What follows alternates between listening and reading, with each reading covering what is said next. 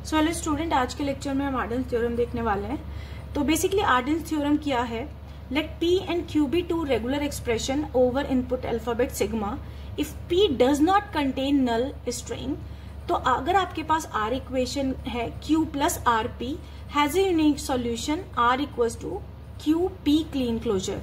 तो अगर आपके पास कुछ इस तरह की इक्वेशन है जहां पर R और R कॉमन है, तो जो भी R के बाद जो वैल्यू है, ठीक है, वो आपकी P में जाएगी। और ये भी ध्यान रखिएगा कि कभी भी P आपका नल नहीं होगा, ठीक है। तो P में कोई ना कोई वैल्यू होनी चाहिए, तभी आप ये यूनिक सॉल्यूशन के लिए इक्वेशन लगा सकते हैं।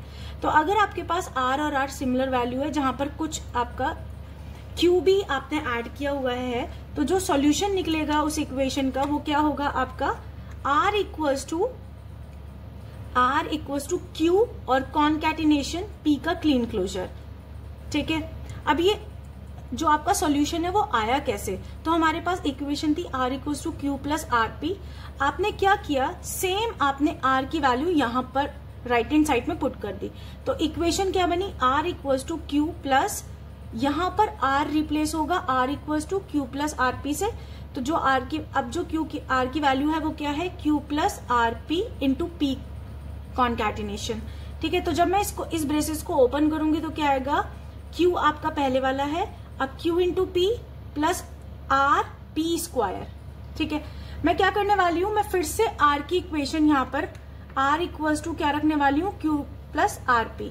तो अगर मैं इसको अगेन एंड अगेन पुट करती रहूंगी तो इक्वेशन कुछ इस फॉर्म में मिलेगी कि हमारी R equals to Q common रहेगा। अब यहां से Q P आ गया। आप क्या करने वाले हैं? फिर से यहां पर R को रिप्लेस करेंगे किससे? Q प्लस RP से, ठीक है। तो जब आप मल्टीप्लाई करेंगे P स्क्वायर से, तो क्या आपका, ये तो आपकी कांस्टेंट टर्म्स है, ठीक है, ये जो Q प्लस QP। अब क्या आ रहा है? इसके बाद आपका QP square plus RP cube, यहां पर आपका क्या आएगा? प्लस RP क्यूब, ठीक है। अब क्या करेंगे? आप फिर से R की वैल्यू अगेन रखेंगे, तो जो आपको इक्वेशन मिलेगी वो इस तरह की टर्म में मिलेगी, QP की 3 प्लस QP 4। तो अब आप क्या करने वाले हैं? यहाँ पे सब में देखिए आप Q को कॉमन लेने वाले हैं। अच्छा, अब यहाँ पर नल कैसे आया? अगर मैं किसी के साथ भी नल की मल्टीप्लाई करती हूँ, ठीक है, तो वही वैल्यू आपकी आती है।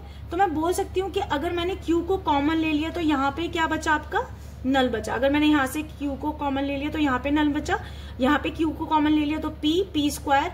अब इस टर्म को मैं बोल सकती हूँ, इसका मतलब ये यूनियन ऑपरेटर है और ये बोल रहा है या तो आप फाइनल पे पहुंच सकते हैं नल लेकर, या फिर P लेकर, या फिर P स्क्वायर लेकर, या P क्यूब लेकर। तो ये मैं बोल सकती हूँ कि P का क्लीन क्लोजर है, ठीक है, जो आपको नल देगा और P के मल्टीपल्स देगा। तो यहाँ पे P स्क्वायर का मतलब 2P से ही है, ठीक है। तो मैं क्या इस पूरे स्टेटमेंट को रिप्लेस कर सकती हूँ किससे? P क्लीन क्लोजर से। तो हम बोल सकते हैं कि अगर आप, मेरे पास ये इक्वेशन है तो इसके लिए ये एक यूनिक सॉल्यूशन होगा। तो आप आर्डेन्स थ्योरम जो जनरली पूछी जाती है वो 2 मार्क की क्वेश्चंस है, लेकिन आर्डेन्स थ्योरम का आप यूज बहुत जगह करेंगे जहां पर आपके सब्जेक्टिव क्वेश्चन रहेंगे 5 to 7 मार्क्स के या 10 मार्क्स के। वहां पर आप डायरेक्टली इस इक्वेशन को रिप्लेस कर सकते हैं इस आपके सॉल्यूशन से। Thank you.